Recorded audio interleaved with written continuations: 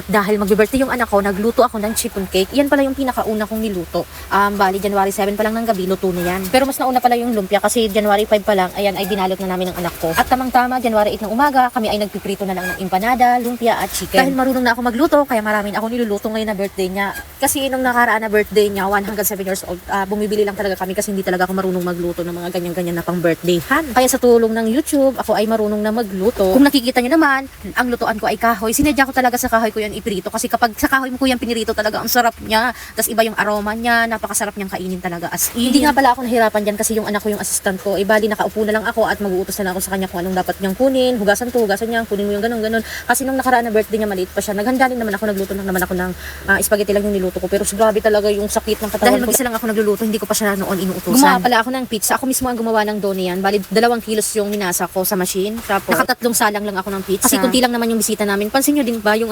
ginawa kong spaghetti color pink? Nako, color pink talaga. Kaya pala naging color pink yan kasi habang niluluto ko, parang nalalamtian ako sa kulay. Parang gusto ko red na red para nakakaakit tingnan, nakakayami talaga siyang tingnan kapag red na red. Yun, nakapag-isip ako nalagyan ng food color na red. O diba, medyo may pagka-80-80 lang. Pero mali pala yung ginawa ko kasi imbis na maging kaya-aya siya, naging pink ang color niya. Sayang lang nga lang kasi sa sahog talaga, hindi ko talaga siya tinitipid. Bali, 3.5 kilos na spaghetti yung nilagay kong giniling 2 kilos, tapos yung hotdog marami. As hindi ako nagtitipid ng Ricardo. Tapos yan, okay naman yung lasa niya, kaso yung nagkatalo lang talaga tayo sa kulay niya. Grabe enjoy ng bata dahil sa chocolate fountain na yan. Ayan, nasa comment section yung link niyan. Sa murang halaga, mag-i-enjoy na yung mga anak niyo. Hindi ko na pala nabidyoan yung mga nag-gift sa anak ko. Ay, maraming salamat sa nagbigay ng gift sa anak ko. Sobrang nag-enjoy siya sa birthday niya. Dahil ngayon lang siya naka-experience na mag-birthday na maraming bisita, nandiyan yung mga pinsan niya, at maraming handa. Kasi noon kasi hindi ko naman talaga siya masyadong hinahandaan. Yung tamang cake spaghetti lang, yun lang, hindi naman ako naghahanda ng madami kasi nga hindi pa naman niya masyado yan memorable. Ngayon talagang 8 years old siya, talagang mafe-feel niya na talaga yung birthday niya, kaya talaga hinahandaan talaga namin siya ngayon na malaki na siya. Compare noon na bata pa siya, wala naman talaga siya masyadong maalala noon.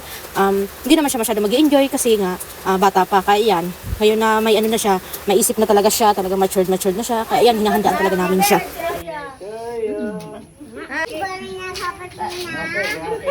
Oh, si Yuri. Si Yuri.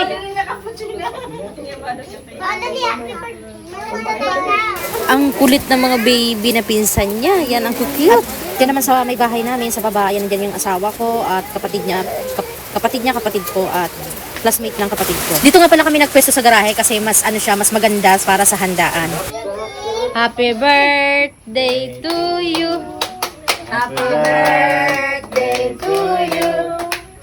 Happy birthday, happy birthday, happy birthday to you. Wait lang, wish na muna. Nag-wish ka na? May wish na ako sa utak. Sige na. Sa utak. Sa utak pala. Happy birthday. Happy 18th birthday. Ay, 8 pala. Kaon na ka mo, kaon na. Tatlo sunan ako. Zero.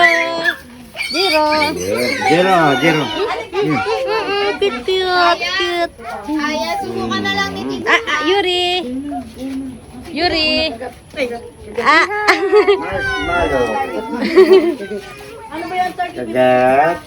Kagat lang. Subo lang. Ay, Duman na ilingan. bulat. Ay, Kagat lang, kagat. Si Princess, si Yuri, si Aya, si Jayla, si Jiro. Picture. I want water too. Oh, Kaya?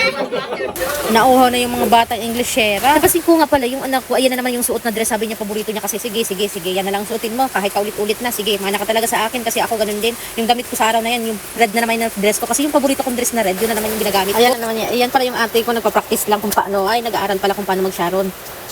Nag-aaral lang naman.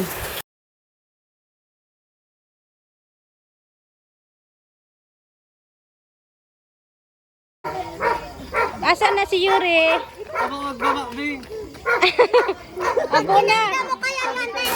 Aliw na aliw nga pala dyan yung asawa ko kasi ang cute ng pamangkin ko yan talaga. Ayaw na magpabitaw sa kanya. Talagang nasayahan siya sa batang yan. Napaka-sweet, napaka-cute, at napaka-bait. Uwi na? Ulupon pa na. Suaki mo na. Abo na magbaba. Abo ka na.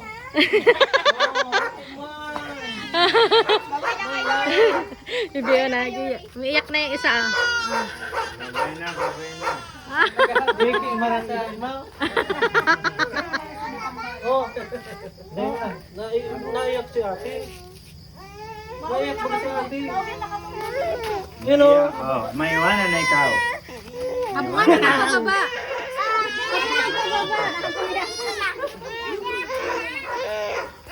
Bibi, wag mong buhatin, tak mabalag. Wow. Oh, baka na naiyak si ate. Ayaw, namuya. Naiyak si ate. Habo na, mag, ano. Naiyak ang ate. Nagasakat sa iyo, Dili, ha? Nagasakat sa iyo. Magano? Wala, nagasakat na sa iyo, mga Dili. Naiyak ang ate. Babay na. Habo na, ano. Joke lang. Joke lang nga na, oh. Ayun na, ayun na. Pagtari ka dito. Ano ko? Ayun na. Babay na. Ano si, walat na digdi si ano? Si Yuri? Yuri, iwan na. Iwan na dito si Yuri? Iwan na? Iwanan na dito. Ayun. Nandito siya. Hindi man, wala man luha. Pag nagluha, iyo. Iiwan na, ay ano, bigay namin si Yuri pag may luha ka. May luha.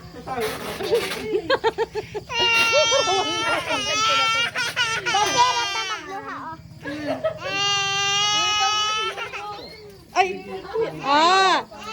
May papa. May daddy. Punta na kay mama. Punta na kay mama. Siya, Bi. Shy type. Ayaw po niya magpa-video. Abo mawalat siya. Abo mawalat ang kalaro niya.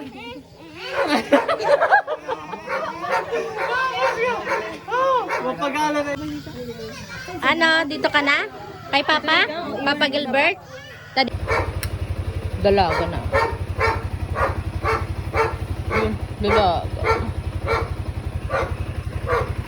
Paano ah?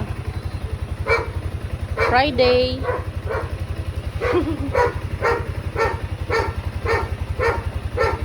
Dalagang dalaga na ang 8 years old. Nag-birthday kahapon. Sniper ang taga hatid ng baby ko. Iblok mo.